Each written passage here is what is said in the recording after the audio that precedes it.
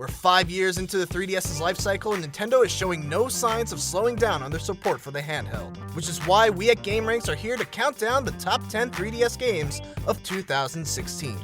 Number 10, Zero Escape Zero Time Dilemma.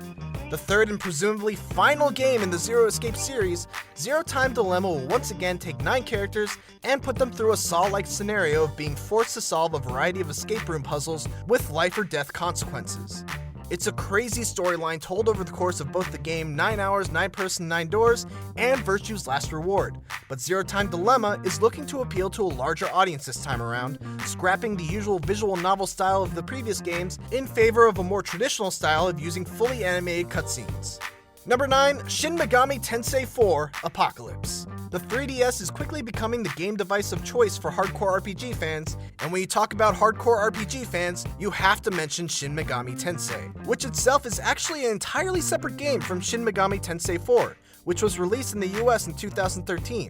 The game is set in the same world, but during a completely different era, with a new story and starring a cast of new characters. The game is already out in Japan and received a score of 35 out of 40 from Famitsu, which is good news for series faithful when the game hits US shores this summer. Number 8, Bravely Second and Lair. The sequel to the game that many people considered a better Final Fantasy game than most Final Fantasy games released in the last decade, Bravely Second continues the story that was started in Bravely Default and features one of the best turn-based combat systems you'll ever see in a handheld RPG. The game is already out, and though there are some reviews that were less than impressed by the game's story this time around, the consensus seems to be that Bravely Second is yet another fantastic entry that brings us back to the glory days of 16-bit RPGs. Number 7, Rhythm Heaven Megamix. I love the Rhythm Heaven games. They're just a quirky and jolly good time and an excellent game to just pick up and play in short bursts, which is exactly what handheld games are best for. Megamix is a collection of more than 100 rhythm minigames, with 70 of them coming from past Rhythm Heaven games, including the original Game Boy Advance game, which was never released stateside. Number 6, Metroid Prime Federation Force. This one is gonna get some heat, I know, but I want to give Federation Force a chance. It's developed by Next Level Games, and if you look at their Nintendo track record, from Super Mario Strikers to Punch-Out to Luigi's Mansion Dark Moon, they make great games. It may not be the return to the Metroid franchise that we want, but a co-op focused first-person Metroid game could potentially be pretty cool.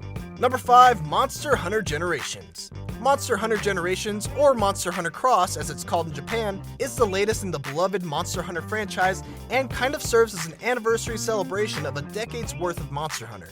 Generations features 4 flagship monsters known as the Fated 4, 4 unique hunting styles, 4 villages, and a whopping 105 monsters to hunt that span all 4 generations of Monster Hunter.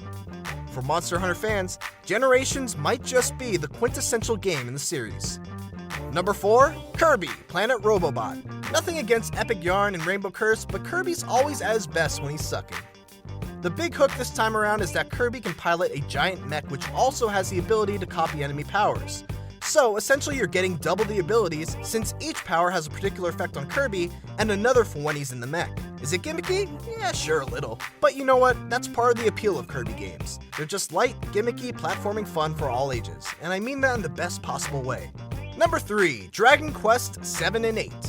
I'm including both of these in at number 3 because the excitement that I have for both of these games is exactly the same, and even though they're not being sold together, they both deserve the same amount of recognition on the list. Dragon Quest 8 is one of the best RPGs of the PS2 era, and bringing it to the 3DS gives not only longtime Dragon Quest fans an opportunity to relive the adventure, but also opens the door for a whole new generation of fans to check the game out.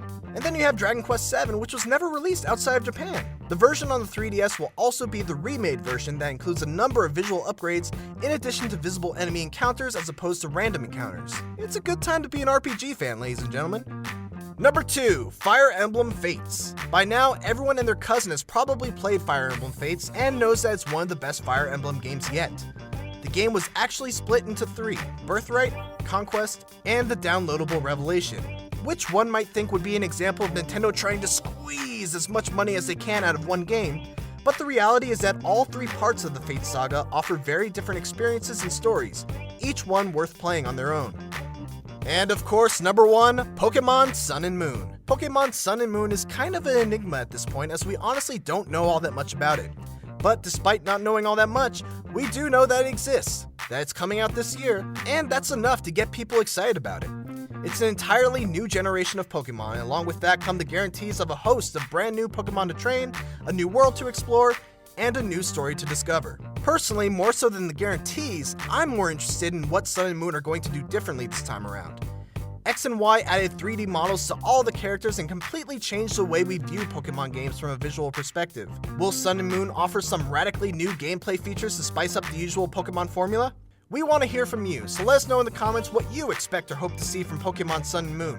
Also, if you think we missed something, let us know that too. We're always excited to check out the awesome games that slip by our radar. Thanks for watching. If you enjoyed the video, drop us a like, hit that subscribe button, and keep it locked to gameranx for more awesome videos every single day. I've been your friendly neighborhood Spidey, and I'll see you next time.